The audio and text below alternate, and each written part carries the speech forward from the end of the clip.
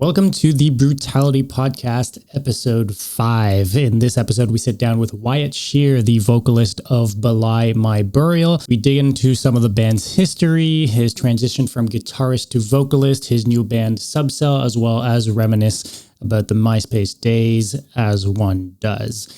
Real quick before we start, I just wanted to mention that we do these interviews live on Twitch every single Wednesday at 6 p.m. EST. So if you want to be a part of the conversation while it happens, if you want to ask questions directly to the artist, that is the best way to do so.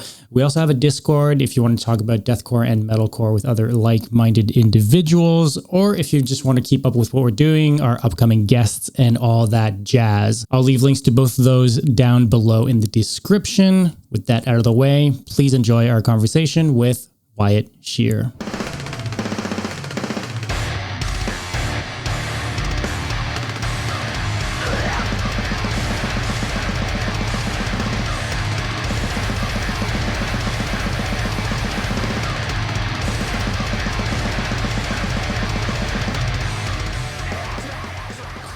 Welcome everyone to the Brutality Podcast. This week we have Wyatt Shear of Belie, My Burial. Welcome to the show.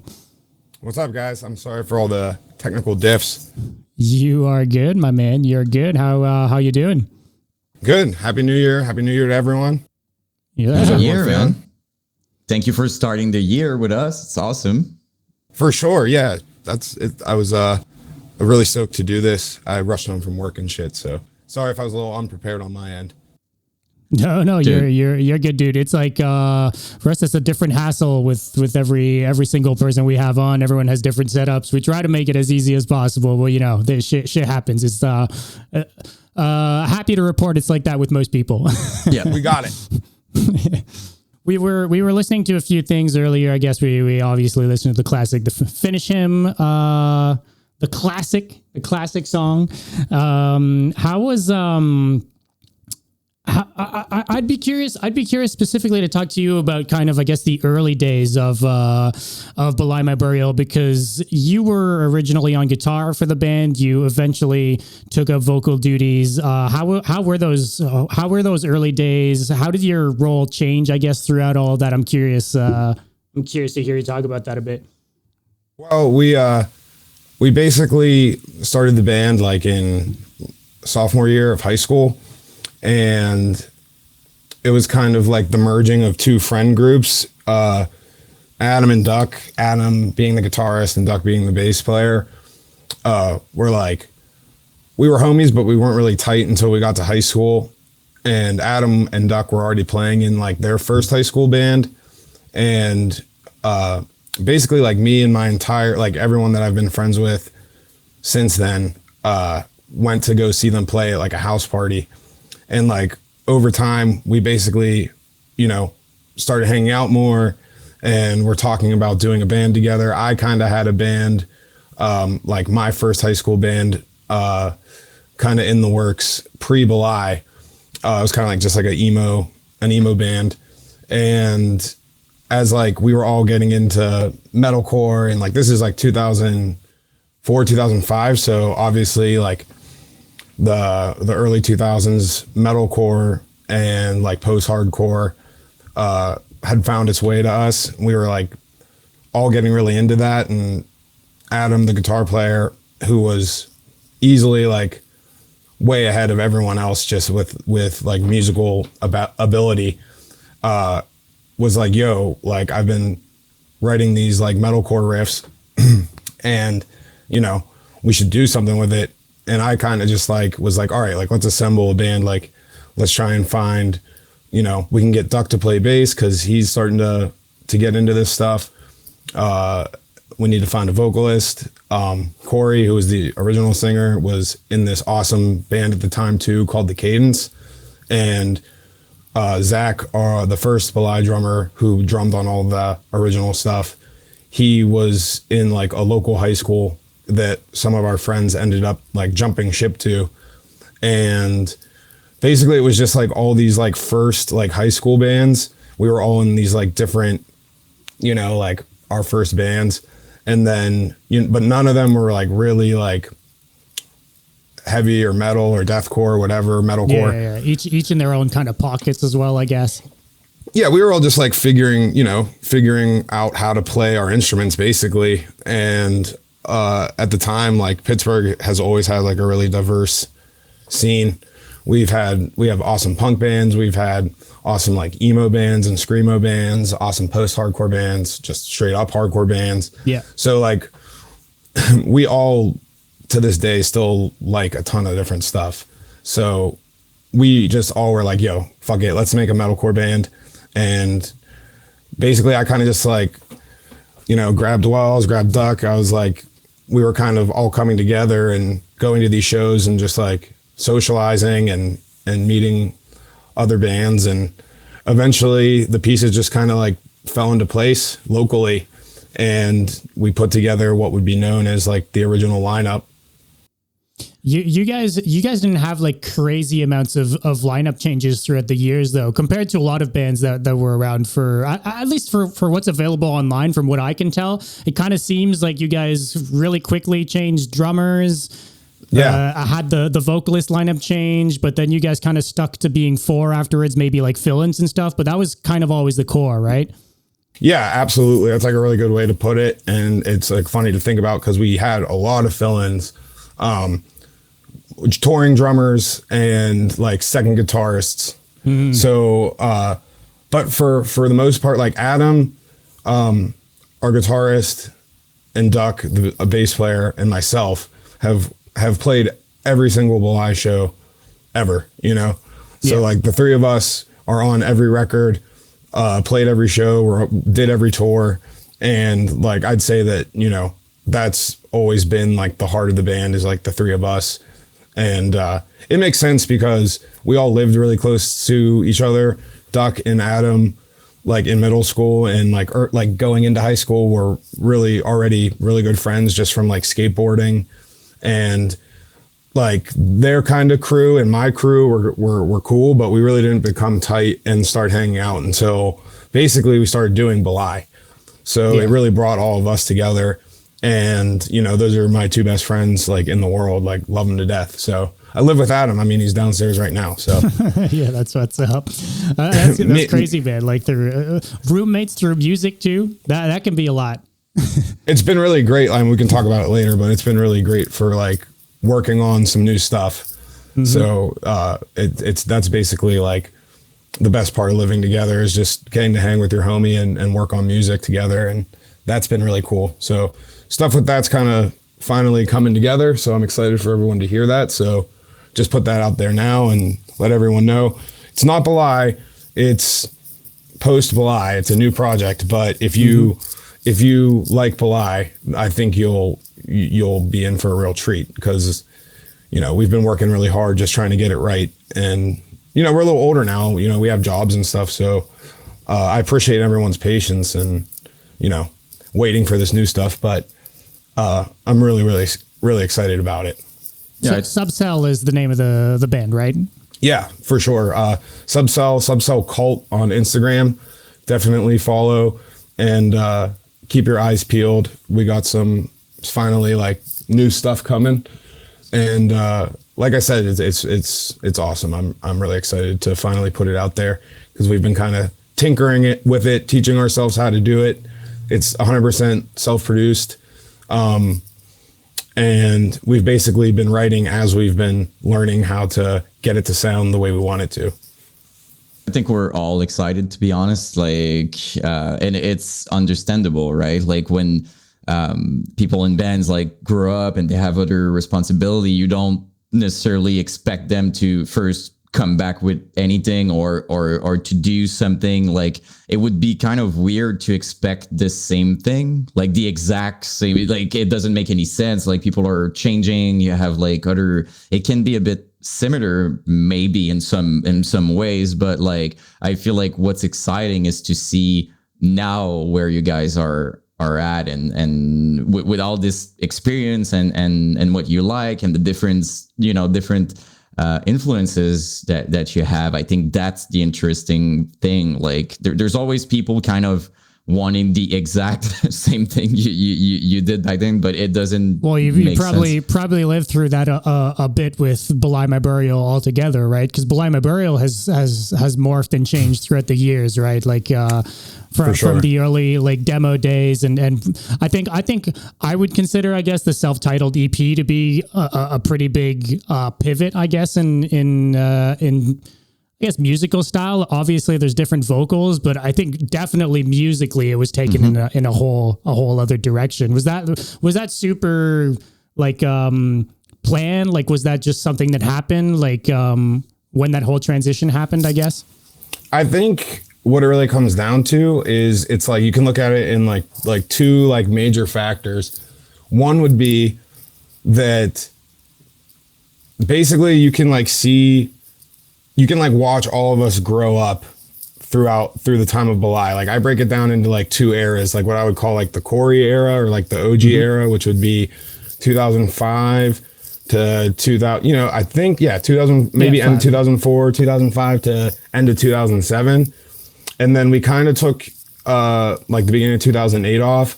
And then that's when we, got our new drummer. I moved to vocals. We started writing everything that would become the EP and the full length and the two final songs that we did.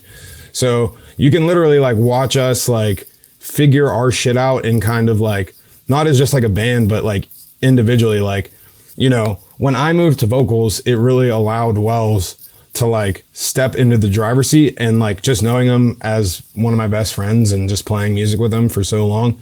Like, I think that he works best just like by himself when he can really be in control and kind of just like we learned to kind of just trust him and let him kind of dictate a lot of the writing and especially all of the riffs. I came up with like a couple of things. Like you can always take something to him and he'll find something really cool in it and kind of put his touch on it and make it even better. And I mean, the process for that, I was going to say like, you could see us grow up, and kind of like, get better and also refine our taste and also like refine what the kind of the Belie sound, could be. And kind of like what, as we have moved past the kind of like the first era, we were like, okay, we've already been a band. We've already had a little bit of success already. So like, how do we, what do we want to do with this now in kind of a more mature way? Even though we were still very young, even at that time, we were kind of like coming into our own as a band. And like the other main factor is just like where technology was. Like when we first started, like now we can do all this stuff and it sounds amazing from my room up here. It's hard to make it sound like shit now, arguably. Yeah. And like I think those were like the two big factors. Like when we first recorded the demo and all the original stuff, like it wasn't even on a computer. Brett, who would end up becoming our drummer in like the second era, he was like this young whiz kid who was amazing guitar player, amazing drummer. And he was one of the first people to really like have a home studio around here that could do like good metal, like especially for the time. Like now you listen to it and it's like, very outdated. But at the time, like that was cutting edge shit. And it wasn't like we knew how to, you had to either go to a really big studio and save up a bunch of money. The other option cost $25,000. Yeah. And, like, so that was another thing. By the time we recorded the EP, we were able to go to a real studio and, even technology and what you could do at that point with plugins and, all the technology that we didn't have at our disposal at Brett's house, kind of on a DIY level, we, were able to work our way up and, finally get into a real studio. And I think that also kind of, really helped. I can't say enough good about Cole Martinez, who did the production on the EP. He actually recorded Leviticus and Unforgivable, which there was like a really small window where our original drummer had left and Brett had joined on drums and Corey was still on vocals. And that's when those two songs came out, which would have been, I think, like, we recorded them, I want to say, in the winter of 2007. And I think by the end of the year, Corey had left the band. But yeah, technology and just like us, you know, just kind of like coming into our own, I think were like the two main factors of that pivot point.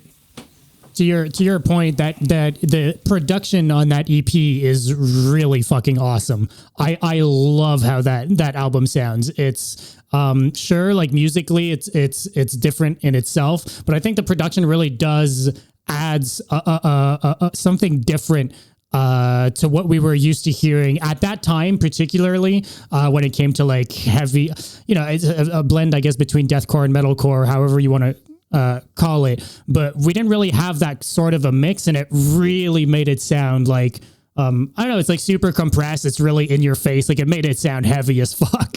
When the breakdowns kick in, it's really fucking badass. I just remember like the Gray Man for the first time, the intro track, and be like, whoa, what the fuck is this? And dude, we didn't even know that was shout outs to Cole. We didn't even know that like you could tune a guitar that low at the time. Like now everyone's like even lower than that. But yeah, I remember that was actually like written in the studio. We had kind of like an idea for it, but I remember the big like dropping of the intro bit, like that first part. Yeah. And when we opened with that live, it was always, during that time and even pretty much after, for a long time after that, we always opened with that, and it always set shit off. So yeah, like there's some stuff that like I go back and listen, and it's like, I don't want to say it's cringy, but it's ridiculous. Like there's some parts where there's just like crazy vocal editing in terms of like stuff over top of each other and voicing. And I remember like Suicide Season by Bring Me the Horizon had just come out, and like that was like the best sounding record like at the time. And like you can even see like a mirror, like speaker box of the Dead, like that's 100%. They did the same thing. They heard that record and were like, we want it to sound crazy, like the super Slipknotty bouncy guitars, like the super in your face, the tube screamer sound. And we were kind of like, okay, well, what if like that was like, what if like we did some tech death shit, deathcore type stuff, but it sounded really bouncy and like over the top. And yeah, I can like still go back and listen to it, and there's some crazy like riffs on there that technically, like tech wise, that are really sick, that like I think still hold up. And it's cool that you know, because like we kind of had a lot to prove. Like, you know, Corey was such a good frontman, and like filling those shoes definitely was intimidating. I don't sound like him at all. And I think that played in your favor, probably, right? Yeah, for sure. I mean, the high pitched stuff on the old stuff, like it's cool because it was uniquely him, and like no one else was really doing that. So in that way, it's cool. Those but like inhales, were those inhaled highs? Yeah, he would inhale the highs. I'm pretty sure he had like crazy range for the time. He just like wasn't worried about doing what someone else was doing. And at the time, like I think it really helped us stand out in live. It was just like crazy. And he was just so charismatic, and like he just was the definition of a frontman, especially for that time. Like you couldn't have, you know, like created him better, and a better frontman in a factory. And like I liked that he had like crazy unique range, and wasn't afraid to just do some crazy shit, you know. And we always just trusted him, and we would help him, and he would change stuff. But when I took over, I was just like, when we did that EP, I was just like, all right, like I know that it has to, you know, overall has to, you know, smoke all the old stuff, especially quality wise. Cause like I said, like records were starting to come out that had huge sounding production. You had the rise of Joey Sturgis and all the bands that he worked with, and that kind of style of like a more modern style was starting to become popular. And I'm a sucker for, you know, shitty recordings, shitty demos. I totally get the appeal of it. I'm a fan myself, especially with like, we're both guilty as well. Yeah. Yeah. And it's like, I think that's just part of like loving music, and like loving the details within the music, whether it be production or aesthetics or anything like that. And I've always been a fan, and I've always believed in, you know, wearing what you like on your sleeve. And it's crazy that it's been long enough now that stuff is starting to come back. Like you see like bands coming out now specifically doing a more MySpace deathcore. So it's crazy how far deathcore's come in general. And then to see it, you know, be long enough that like there's kids that like back. Didn't. Right. And like a lot of kids that are coming up now, they didn't live it. So they have their own weird idea of it. And I think a lot of people would kind of like frown on that, like a lot of old heads, but I think it's cool because I think it's led to a lot of, you know, awesome music, like new music that kind of can take you back in a time machine to that time. And I think that's a great thing. Yeah, it's awesome. And I know I already asked you this question back in the days when we did a little interview that I need to talk to you, by the way, because I want to do the video on Belie Burial. I was waiting for my channel to get, you know, bigger, and now I'm kind of here. I don't have millions of people, but it's better than like 20 views. I felt bad. I felt like our shit was so fucked up that day. So dude, I hope it's usable. Dude, there's no problem. I have my script. I just need to figure out a way that we do what we're doing now, but more in a, you know, not recording or anything, and just like make sure just run it back. Yeah. Yeah. And make sure the script is okay, because I was about to work on it, and I was just starting, right? My channel was just starting. So I wanted to get some traction so that when I release videos on you guys or King Conquer and people like that, I wanted to be able to give like decent exposure to the video to make it shine, if you will. And when I dropped like Immure and Chelsea Green and stuff like that, obviously it helped the channel and stuff. And for sure. Now I'm going to be able to do it. So we just need to figure out a call or something and just revisit it whenever you can. So I'm not worried about that, but I'm excited to do it. But I'm sorry to ask you that again, but because I know we've talked about this, because Dumb is really about the EP and stuff like that. And I did like it, but obviously I wasn't a huge fan of all like the finishing era, like the demo and all that. Like I love this. I still listen to it. So I'm curious to know, when you did finish him, did you guys felt like you had something like, oh shit, this one is good? Like, did you have this feeling, or it just happened? Like you did a video, it went well, and I'm very curious to know that. Actually, yeah, not at all. Like Finish Him was kind of like just honestly like what we would have thought of like as like a throwaway song, which to this day is just like really funny. The guy who ended up directing the video was a really good friend of ours, and I remember specifically just like of all the original songs, including Finish Him, because like I don't want to get into all this because it's just too confusing, but basically there's, you know, the original demo, like the original 4 songs, and then we recorded those songs plus a couple more, which was supposed to be the first full length Persephone, but our friend Nate has like 10 different names, eh? Yeah, it's the worst thing to look up. Yeah, I don't even remember at this point like what's what, but I'm pretty sure the Persephone. That's what it's mostly called, but you can also see it like on Spotify and stuff. It's the Existence, but and I don't know who uploaded that. I need to file a takedown on that because someone just put that up there. It's not us. So whatever Belie, like none of the Belie stuff's on streaming right now. We're working on re-uploading everything. That's definitely coming as well. But yeah, I don't know who has that up there, but it got leaked into Soulseek by our friend Nate before we went on tour. And we were just like, fuck it. It wasn't even done. And we just kind of like, you know, shortly after that, we had the lineup change and whatnot. And it's like before we went on like our first big tour in 2007, that summer. So yeah, it was lumped in with what would have been our first full length, which is basically all of the stuff from the first era of Belie. And we gave those songs to our dude, Justin Darlington. Shout out to Justin, who directed the Finish Him video. He basically was just like, I think this is the best one. I think we should do this. And we were like, all right, cool, let's do it. And it's just funny that, he really did, man, because, you know, obviously like, it really resonated with people, and once we saw, because I mean, it's sitting at like over 1 million views or It's at something now, which is 1.6 crazy. million It's views, crazy. my dude. And it was even crazier back in the days. No bands would get like views, like, you know, like a deathcore, an actual deathcore band like that getting that many views. It was, I remember it was everywhere. Dude, I was in high school on the school computer with my friend listening. And that's the reason we like always played it and shit, because I think we, especially like after the EP, people, it would kind of get annoying, right? Where like people like, it seemed like we have all this new stuff that's like so much better and it sounds better and it's heavier and it's like produced well. And all you care about is finish them. But like, we like, you know, A lot of people would have taken that wrong, right? Yeah.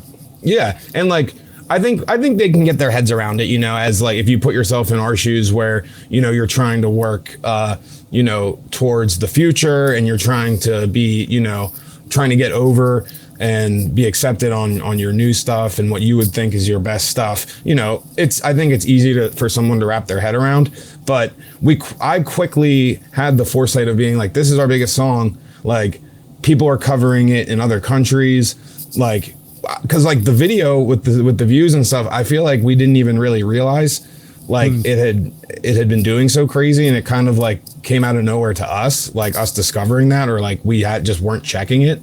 Yeah. And I just remember it why like, the fuck, why will people not shut the fuck up about this every time we meet them? Yeah, but like now I get it, and now I look back on it very fondly, and it's very humbling.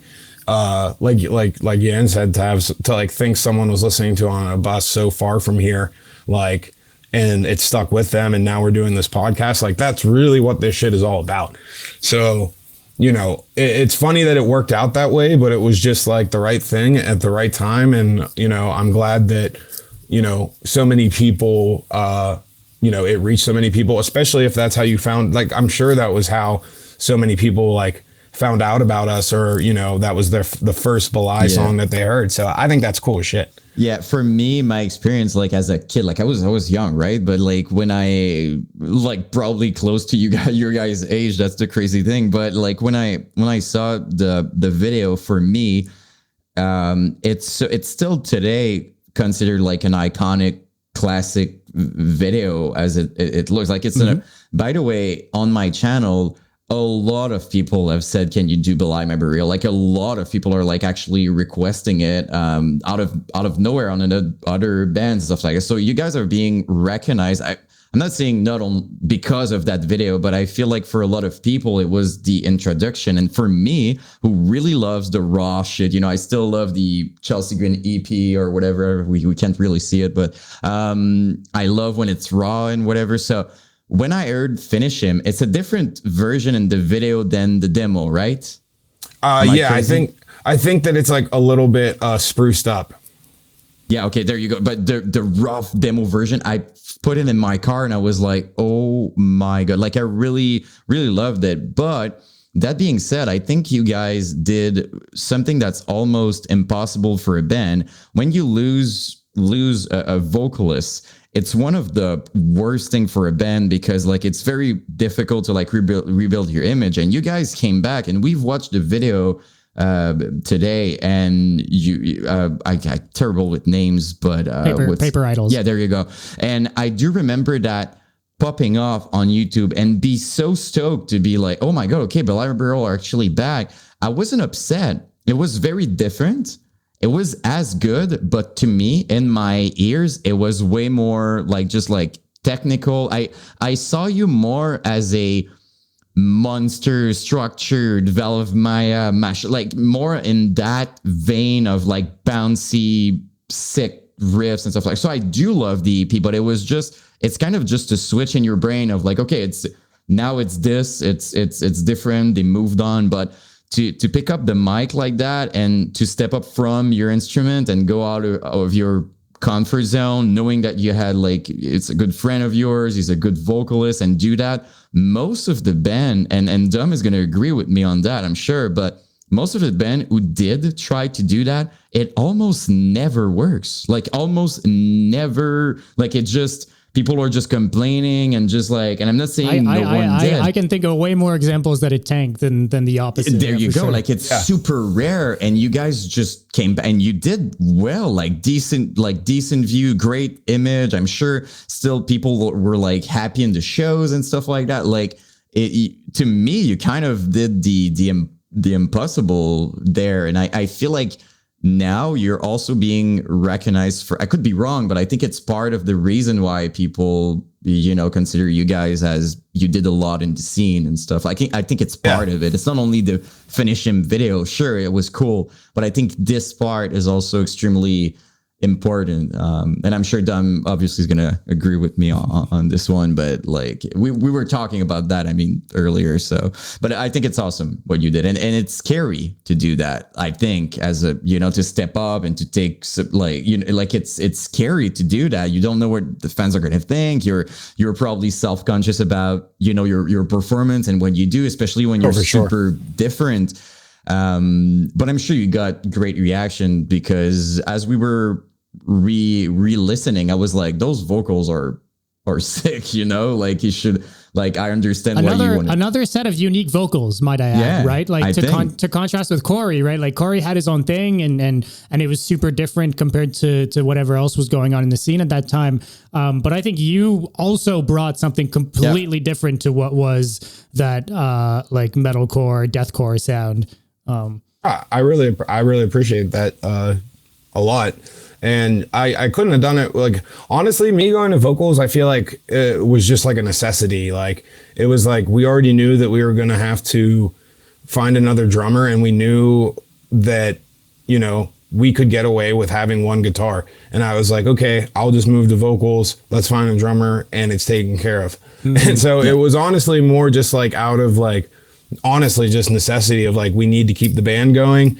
And we didn't really think about it much. Like, I feel like there was a show or two where Corey wasn't able to make it before he left the band. It was, like last minute emergency type stuff. Okay. And I just remember being like, well, I'll just do the vocals tonight. Like, we're not going to cancel the show. That's pretty fucking badass. Yeah, that's how it started. That takes balls, dude. That's scary too. That's very scary.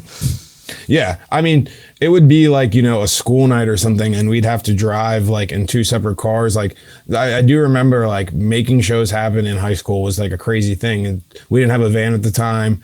We all lived all over the city. We're all like 15, 16 years old. Corey was probably like 19.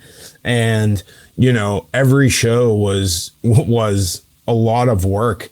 And like looking back on it now, I'm very proud. I think that also helped in the second era with the EP and everything, is like we really like got after playing shows and having Brett behind the kit and being able to play all that stuff, and just all of us really locked in like as a band. Adam, Duck, and myself had already been playing together for about 5 years at that point. It was a chemistry at that point, right? Yeah. Yeah. And like the vision was just very clear. It was just like, we need to come out swinging hard with this second era of the band. And like you said, like it is hard to find some success after you have like an iconic vocalist or an iconic lineup that everyone really likes. It was hard, but it was honestly met with a lot of support. And I think, getting out and playing and still like, being involved around Pittsburgh and the East Coast, like really helped keep that stuff rolling and give it the momentum it needed. And, literally just like playing shows, hanging out with the bands, networking, trying to up everything, the presentation, the merch, the social media stuff at the time. MySpace was kind of on the way out, but 2008, 2009, it was still definitely going. So, that was another thing that really helped too, was both eras of the band, were able to take advantage of MySpace. And I think I have a MySpace really quote here from your page. You guys wrote, "We're Belie, my burial from Pittsburgh, PA. We like saying cocksucker." That was probably Wells. Yeah, I remember towards the end of it, we were just having fun. We've always had fun and just dicked around, you know. Yeah.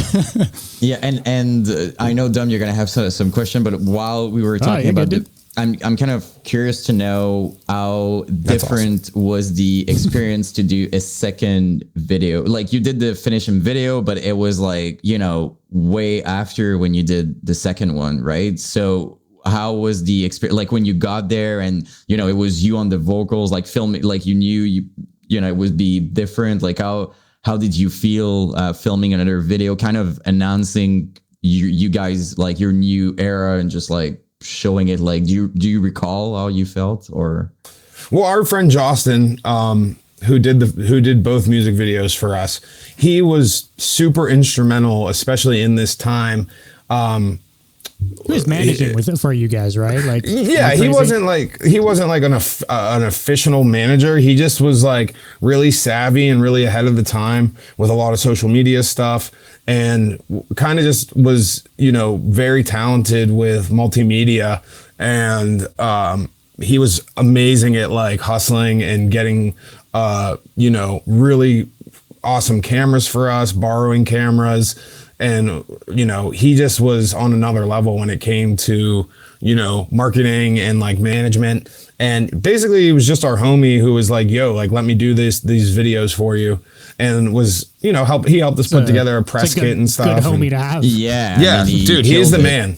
He is the man. And like, he basically got us to like really focus like all of the, how quick all that stuff happened. Like, that's all on him in terms of like the physical EPs, getting the artwork together, the layout, getting, you know, actual physical copies made, merch, the videos, you know, all that stuff. Getting shit done. Big shout out. I mean, it's huge cool. shout out, dude. Yeah. He's like the unofficial Belie member. And I mean, the Paper Idol video is cool. It's just like a performance video. We did it at right by where Adam and I live in Lawrenceville, right outside of the city in Pittsburgh. And they like use it to film like movies and TV shows and build sets. It's a film set, yeah. Yeah, and we were just in it empty, and it was just like a dirt ground and like a giant silo, basically.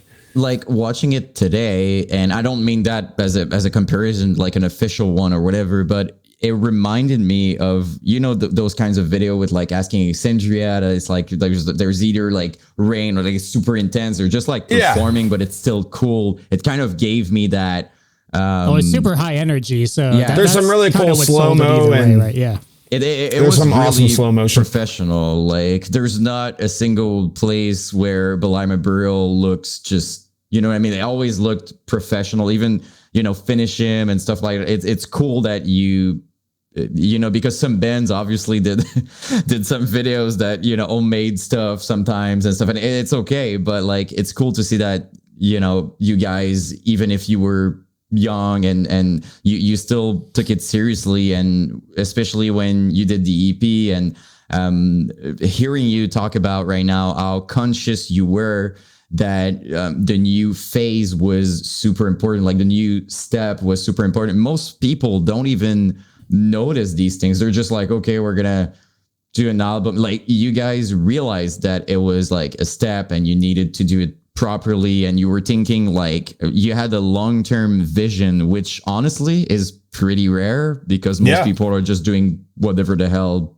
they want to do. So I feel like it's the success you have, it's definitely part of it. Like the mindset you had, the friendship, and I feel like it's all part of it. Like, it's not like, as I'm hearing you talk, like a lot of stuff was like really like kind of well planned and very conscious, and it makes it very interesting as well, I think. Right. And it was like very, like, with the help of Justin, it was 100% DIY. Like, a lot of people forget, like, we weren't on any labels or anything. It was the entire lifespan of Belie was, you know, did you guys pretty get much offers? 100% DIY. Were you guys seeking that sort of thing out, or was that a conscious decision to stay like self-produced and self-reliant? We had like a couple things, like it was all just like weird timing, and just like also like, wow, as professional as we were kind of outputting, it's like we were always just like I don't know. It's not like we didn't care about that, but we definitely could have been more kind of persistent about trying to, send stuff out. And there were a couple things, a couple labels and a couple things that could have happened or should have happened. We were supposed to do the Pale Beyond full length on this label. I don't know if you guys remember Siege of Armida. It was kind of like a subsidy. They were on their way out at that end though, right? At that point. and we got burned like really bad. And then like after that, we were basically just we did that had happened, and we had a really bad encounter with like a management group. And because like, you got to remember that this is probably like now like 2009, 2010, and like everyone had some kind of bullshit management booking agency gimmick.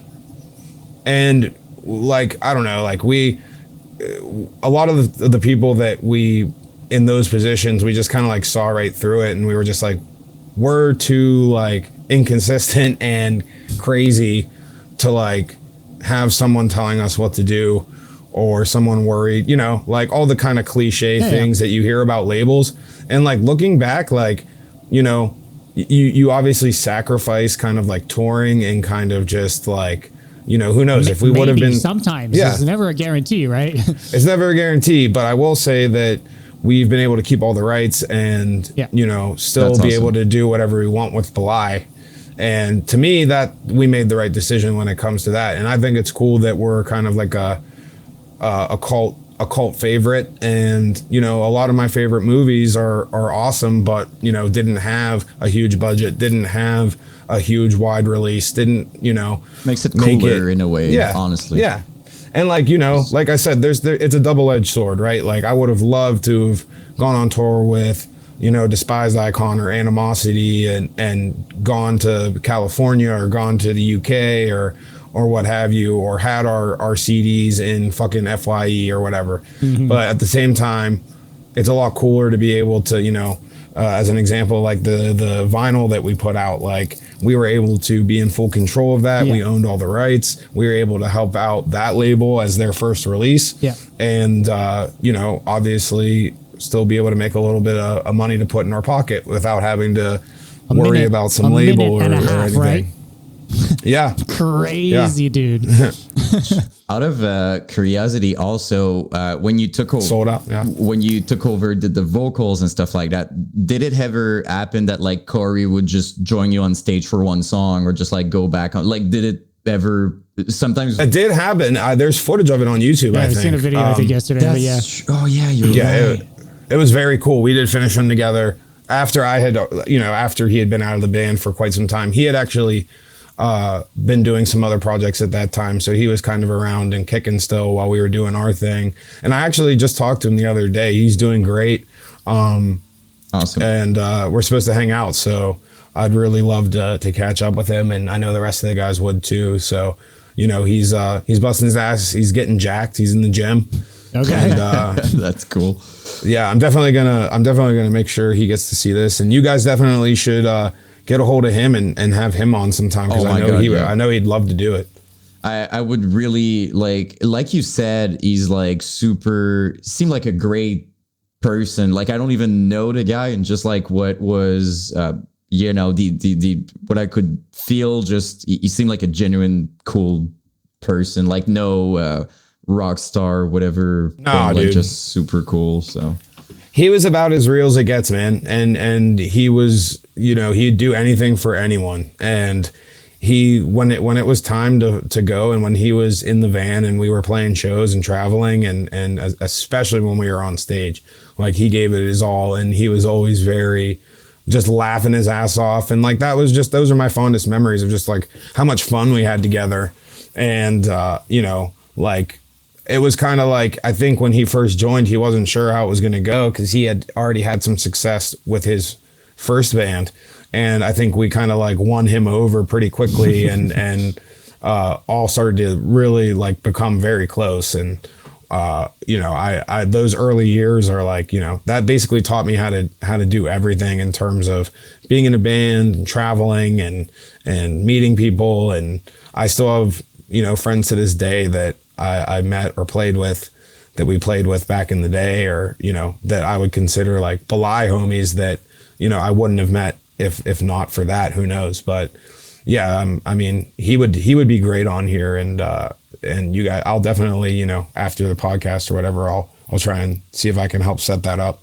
That would be, honestly, I'm going to speak for both of us, but it would be awesome for sure. I'm also excited, by the way, to do the whole Belie My Burial video. It's something that I've been, there's a reason why I reached out to you guys very early on. I'm like, this video needs to be made. People need to know how awesome, you know, they were. And something that I've noticed while watching all the awesome performances live, that most of them is you on vocals, by the way.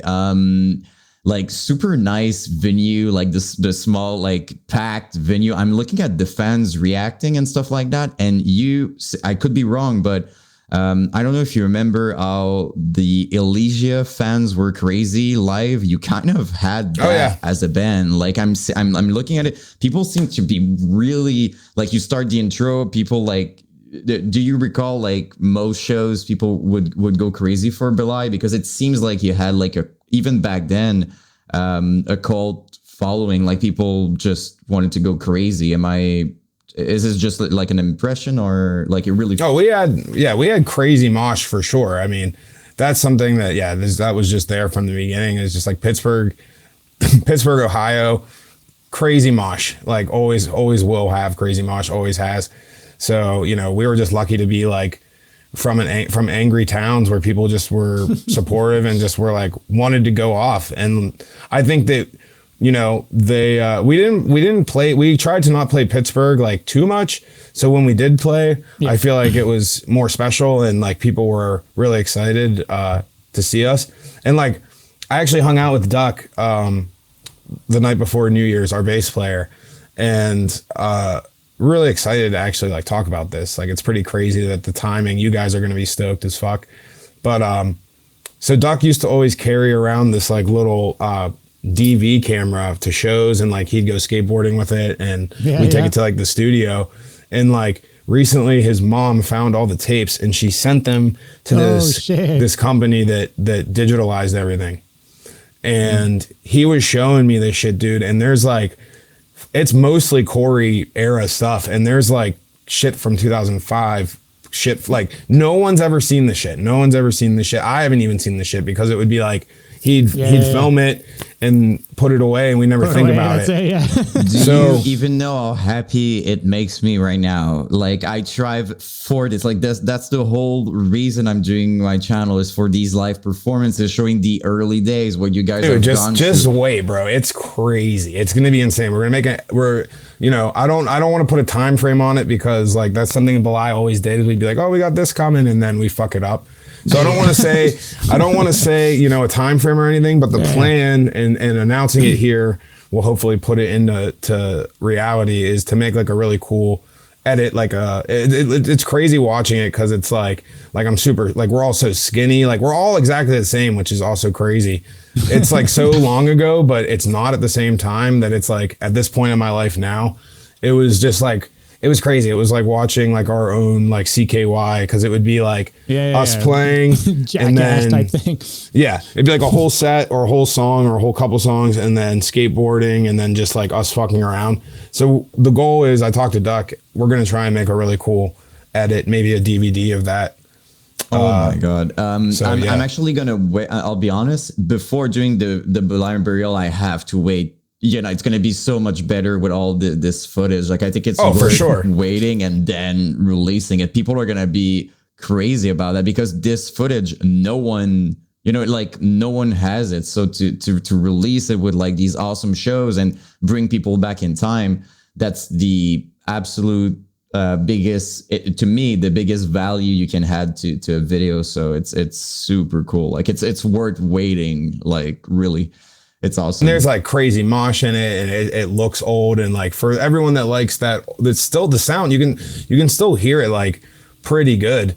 But it's like everything you want from that era, I would think, because like obviously like we love that stuff. Like I love watching like the old, you know, videos on YouTube, live sets and stuff from that Live era, sets and and studio videos, and like pre-iPhone too, which is crazy. Shit. Like, yeah, you had to have like a real actual camera, and it's like shot on little like mini film. So the conversion looks great, and like I was just kind of like freaking out, and there were other people hanging out. It was kind of like a party, and we didn't really get to like listen to it and give it our full attention. But he was showing me like 20 minutes worth of stuff in terms of just like him pulling us, not even watching it, all the stuff, just like 20 minutes of just pulling different shit up. stuff. Yeah, just pulling shit up.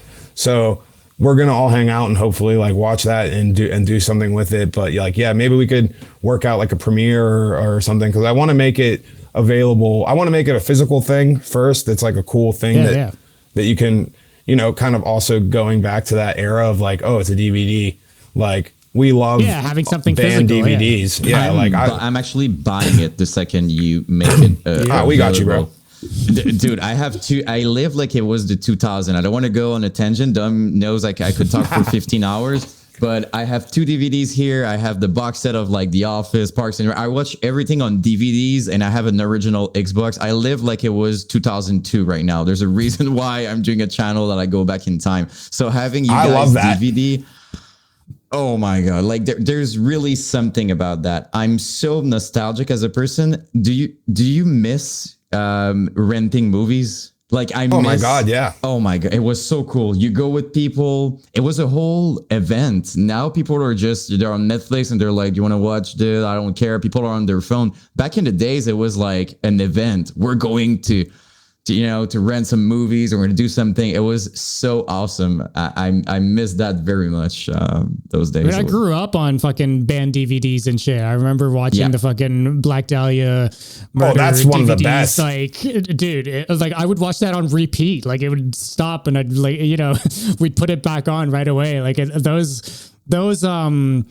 those videos and that footage of just the band, like, performances are cool, but also having like that extra, like the hanging out, the banter, all that extra That's the stuff, best part. especially from back in the day. Like it doesn't really exist much. It's always studio so cool to vlogs. Go back to. Yeah. That's like what early studios stuff. And every video I make, you can tell I'm excited and happy to be able to put a studio update, even if it's 2 minutes, I don't care. I'm doing a mashup. I'm showing everything that happened in studio. There's not a single fan out there that won't appreciate seeing the personality of the band and seeing how they goof around. You want to see that. I remember watching, I don't know if you guys saw that, it's more metalcore, but the Divorce Strata back in Plague days, they did like this DVD. They were playing like dodgeball and baseball and like in parking lots and stuff like that. And you would just see them, as a band, but as friends and just like goofing around. And that's one of the reasons why I wanted to do music.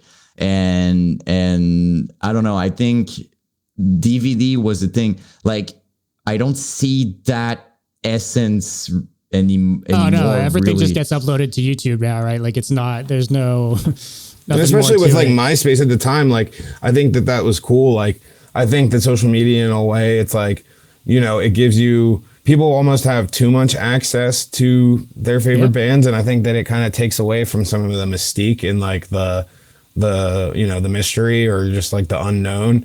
I think that's a big fun part of like getting into a band, and like you even see Sleep Token now doing it. I was They're just going to huge. mention exactly, yeah, and it's like MySpace was, people had access to MySpace and stuff, but that was kind of before YouTube, and there wasn't a lot of video. There wasn't much video. No, that's it. I remember when YouTube broke, like it was huge, and like especially for metalcore, like, and like Comcast, like we have like cable box, and it would have like you would have like on demand movies, and there was like all the music channels, and there would be like all the Trustkill videos, all the Victory videos. And that was like a huge part of. Dude, I discovered so many bands. I didn't have the Comcast thing, but just the sampler DVDs, like Victory Records, samplers and shit like that. Like discovered so much music that way. Yeah, I think the comparison, like I was talking about movies, it's kind of the same thing with like Netflix. Like when you have too many choices, you kind of don't appreciate it as much. Like when something is too accessible, you just know it's going to be there, so you don't really feel, as opposed to back in the days, your band. Do you remember that your band would like your favorite band would do like a blog with an announcement or something, and they would be like vague about it. It would be like something is coming, and then every single day you would be on their freaking page wondering if they drop something, if there's a new song, whatever. This feeling, I don't feel like it's because you're getting thrown content like left and right. So it's cool for that. You have content everywhere. But this feeling of like wondering, are they going to do something now? Do they have like someone new in the band? What's up? What are they doing? Like this feeling of trying to, catch up with your band was very cool, I think. And it was something from those days that I feel is not really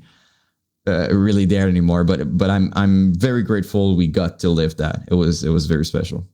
For sure. And like, I think again, a lot of these things are double-edged swords when you have the hindsight. It was great that you had mystery, but it also kind of makes it hard even for us being in the band to like go back and be like, remember the timeline and be like, well what happened here, or when was this? Because so it's a double-edged sword. Dude, there's like one bio about you guys online, and like that's it. It's like every single website has that same singular bio.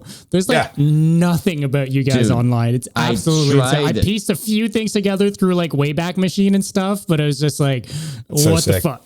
Dude, I'm getting pretty good research-wise because of my videos and stuff like that. And when I remember back then when I was trying to find information, I was like, okay, I need to reach out to them. Like, there's no way because there's also the part where you want to tell the actual story. You don't want to rely on one website saying that something happened, when most of the time when I talk with the bands in certain cases, they're like, yeah, that never happened at all. Like, it's not even close. And I'm like, oh, that's great. And sometimes I'm like, okay, so you guys released that in 2010. They're like, dude, it was 2007. I'm like, that's great. I would have looked super stupid in my video. So it's certainly a double-edged sword, but in my case, it makes the videos, like when you have the accurate information, makes it super cool to do the research. But I think where a lot of people, MySpace, whatever, like LimeWire, even if it would destroy your computer full of viruses and stuff, it was a death machine. But this, or even MSN and stuff like that, like it's super, like we had something I think very particular and special. And what made it special is that we had no clue at all. And I can't agree. Can't agree more with that. And it's trippy to think about, like, I'm 34, going to be 35 this year, a couple months here. And to grow up in the 90s where everything was physical media, where it was like CDs, VHS, you were buying, physical computer tickets. Games. Those don't even exist anymore. Yeah, honestly, it's like, wow. And then I to have do all my the old band, stubs. I can't do that anymore. It's all on my fucking phone. I hate it. I've worked the door for my friend's venue, and you'd be surprised how many people actually want the physical stub for the show. And I've had people be like, if there's any extras, like after the show, like, can you leave one apart? And I still have a ton of mine, and it's just funny. It's crazy to have lived through and still be living into this point where, 90s, where the 90s were, and then the early 2000s, and then the late 2010s, even, like, just kind of how, with the introduction of smartphones, you had the Sidekick before that, you had the flip phone and the big brick phone before that, we had AOL, and then we had, in forums and chat rooms, and then MySpace and LimeWire and the good old blog spots, man. Pure Volume, then blog spots. Oh my god! Rest in peace to the MediaFire era, a great era. Oh my god! Yes. Oh my god! I forgot about that. Yeah, and it's just everything is just I was so actually fast. on a MediaFire link earlier saying the file was gone, obviously, but I still had to click on it. You guys fuck with SoulSeek? I know you guys got SoulSeek. Yeah. Yeah, I mean, I don't anymore, but I got into music basically through SoulSeek. There you go. No, but it's just, as I said, it's something that we didn't really know. Like the physical, there's a reason why I have in my freaking room like a Nintendo 64 and original Xbox there with all the physical. There's all my DVDs. I have a DVD collection. I understand why it's going digital. It's not because I don't understand, but it's not the same feeling to go on a PlayStation store and buy something you don't have in your hands and it's just downloaded on your. It doesn't feel the same as when back then you would get in the store, you would wait. You would, for sure. It was just released and then you're excited and you come back and you want to try it and you don't even know because no social media, people just genuinely don't know if the game is good or not. We're all discovering it at the same time. So it was a very special thing. You wanted to be one of the first to, to try things or to have the new PlayStation, whatever. I feel like this, as you said, this physical copies era made it more special in my vision, and it's probably a generational thing, right? Like I would talk with kids now and they would be like, I don't care about that maybe, but what do you mean burn a CD? Yeah. No, Oh yeah, I mean, God. I agree, and I think we're starting to see it come back with vinyl and Yep. and people are kind of longing for that again. And like I said, everything comes back, man. It's crazy. It just takes Yep. some time. We might be surprised. The thing that surprised me the most throughout all of this, like us doing this sort of thing and going through talking a lot about like MySpace deathcore and stuff like that. The thing we both were not expecting is having younger people being into that stuff as well. We were both expecting to just have people our age, like 30s and over, being attracted to this sort of thing. And like, we've got a Discord going on where we share music and stuff. It's all like MySpace, like era focused. And there's a lot of young people in there. And you see a ton of young people into vinyl and stuff like that.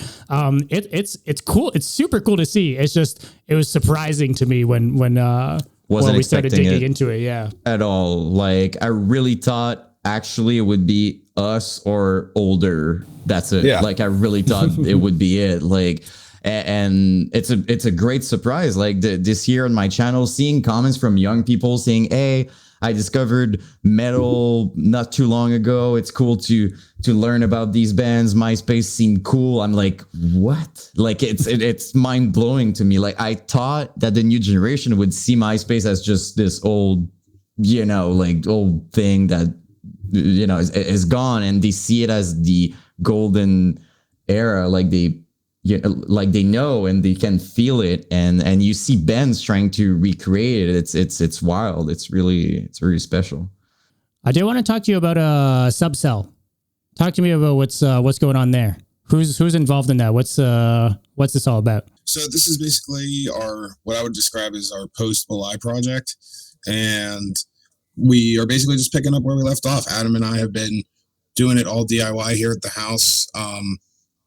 Over the years, I'd kind of been messing around with music production and making my own stuff. And he's really come a long way and his producing skills. And he's always been great at writing. And I think it just clicked with him in terms of doing it on a computer and mixing and recording. So it's basically picking up where we left off. I think that if you were a fan of the later Belie stuff, or really any of the Belie stuff, I think what we like about, all the old school stuff, but with a more modern and kind of like straight to the point delivery.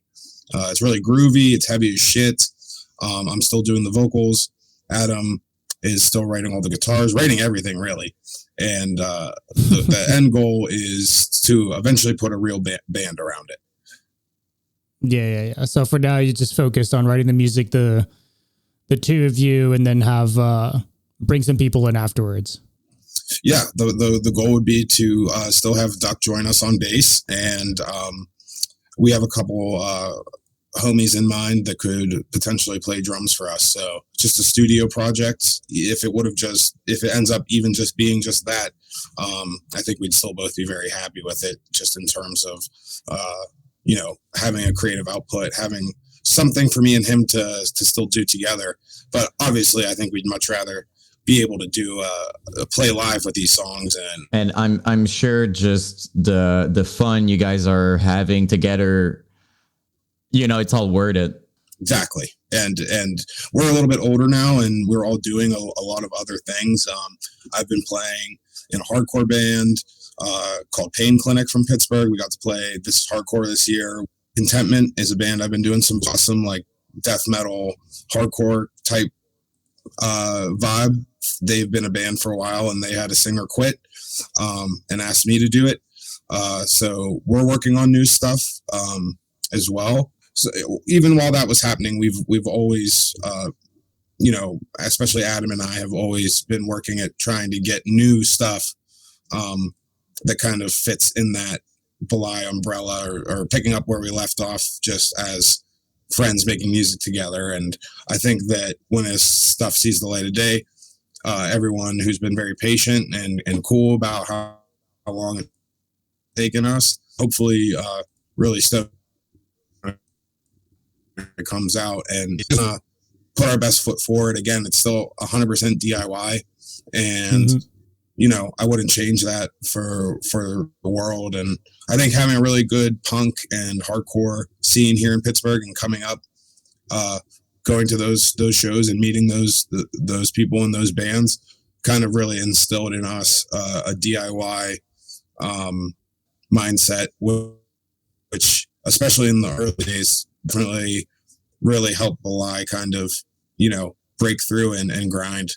And things are a little bit different now, and we're a lot older, and we've learned a lot of lessons, and we kind of know exactly what we want. And we're not trying to become this huge band out of nowhere. Like I said, we're all living our adult lives, but play some shows, put some music out, maybe do some weekends or something like that. Like, I've really enjoyed doing that again with my band Pain Clinic, and being able to work on this stuff with Adam. And we just went to the studio to record the vocals for what's going to be the first song.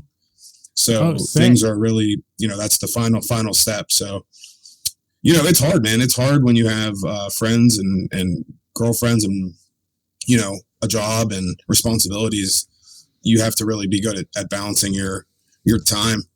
And this year was really busy. And I think for everyone, especially coming out of the pandemic, you kind of realize what's important. And, I know that I've literally I stayed at a shitty job for, 11 years till this August, just so I could, pursue my passions and do the stuff I love. You have to, and there's a lot of sacrifice that a lot of people don't necessarily see up front, and how hard it is, yourself and 4 or 5 other dudes on the same page creatively, as friends, people move away, people get married, it's just getting older type shit. But I think we've all stayed very in touch with, like, this special relationship that we have from playing music together. And it's like one of the only true feel it, it in your soul type shit that you can have, like, in your lifetime.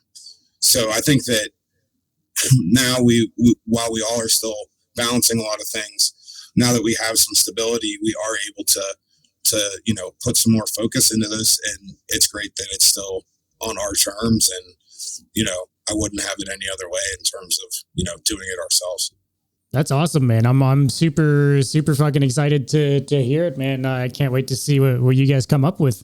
Thank you, guys. I really appreciate that. And stuff like this, doing these podcasts, having you guys reach out to us, it's always just insanely humbling and kind of reassurance of, like, oh yeah, like, we need to be doing this. Like, there's people out there that want to hear what we have to offer since then. And that's honestly the number one driving force behind Subcell, is basically just the response from not only just our close friends or friends in other bands that we came up with, but yeah, honestly, as cliche or corny as it kind of sounds, it really is the fans and the diehards, people like you who have kept this shit going and are doing it right and really have your hearts in it. And, like, that's all the motivation we need to make sure that we're, still putting our ideas down and getting it out there. Thanks, man. I think you know, everybody's always happy when there's a band that shaped your life and changed everything for you. You're always kind of curious to see what would they be doing right now, or if they would still be doing music, how it would sound like. So it's always a very good news, you know, like when you realize, oh my God, they're back with something. It's like it's one of the best feelings, if I'm honest, as a fan, or as well, yeah, as a fan, as someone who appreciate the impact. You know, I wouldn't be the same person without my influences, without my you know, the bands that shaped my life, you know, Mitch Locker and people like that who really influenced, and bands I was listening to in my car and stuff. So it's like you have a special connection with these people, with those bands, even if you don't necessarily know them. So when you hear that they're still making music and they still have their passion for it, it's honestly, it's an amazing feeling. So I'm sure this is what is going to happen, or is really basically happening with you guys. So that's awesome. And it's just super cool to see how, you know, how we've all, you know, we're all still here, and we all came from this thing that, you know, shaped what we're doing now, what you guys are doing now. And it's awesome being able to take something that you're super passionate about, or that's really defined you, or something that you just is so ingrained in your being. It's really cool to be able to like take that, even if it's something that, you know, what was more popular years ago, to nerd out and you know, be able to bring all this stuff together in this weird way where it's like you guys that, you know, by chance I saw the video of like bands, I think it was like a bands that should have been bigger, and I was like, I reached out and I was just like, yo, this is fucking sick, we appreciate it. And you know, and then, you know, you reached out in and asked me and Adam to do the video, and it's just cool that like we've kept in touch, and now you guys are homies, my homies, and it's awesome that you guys have kept it alive. It's so cool to be able to talk about it now, even like 10 years after the band kind of broke up, 11 years now, probably. Like, I think that's all kind of, you know, let people know about what we've been up to, and you know, set the record straight on some stuff and just reminisce. Oh my God. I mean, thank you so much, because it's like, it's so important for us. And when I started my channel, I just couldn't believe that no one was documenting how awesome it was. Like, it shaped most of our lives, right? Like, I mean, Suicide Silence, Mitch Locker, all these people, like all this amazing era really shaped who we are today. So to me, to see that not being documented properly, not with this the proper, like, you know, credit and everything that happened, it was surprising. So I felt like I had to do it. And when I met Dom, and he was as passionate as I was, and he's even like he's more of a music nerd than me, meaning that he knows so much about like the scene and stuff like that. It was very wholesome, and we live like an hour away from each other, which is mind blowing. We didn't even know, but so yeah, so when we started this, we just kind of we didn't know what to expect really, either with my channel or here or whatever, but seeing the reaction, talking with our idols, basically, like for me, it's mind blowing that I had like a voice chat with freaking Alex from Despiced Icon or people like that. Like I couldn't even picture before starting that I would meet the people that like shaped my life and stuff. So, I just figured, like, we both just figured if it was that important for us, it's for sure important for a lot of people as well. Like it's impossible that we're the only one who, you know, has, you know, have a big place for the MySpace era and all that in our art. So it's super wholesome, and it's great. And these moments is the reason why, you know, we're doing it, and super excited to see that you guys are doing music, and that this old revival and recognition is happening. It's awesome. I guess just wanted to thank you for doing the for taking the time to do this, man. It was really cool getting to talk to you and and getting to know what's been up and clarifying some stuff and just kind of nerding out on all this stuff. Thanks for stopping by, my man. Thank you guys so much. We'll talk soon. Much love to everyone who tuned in.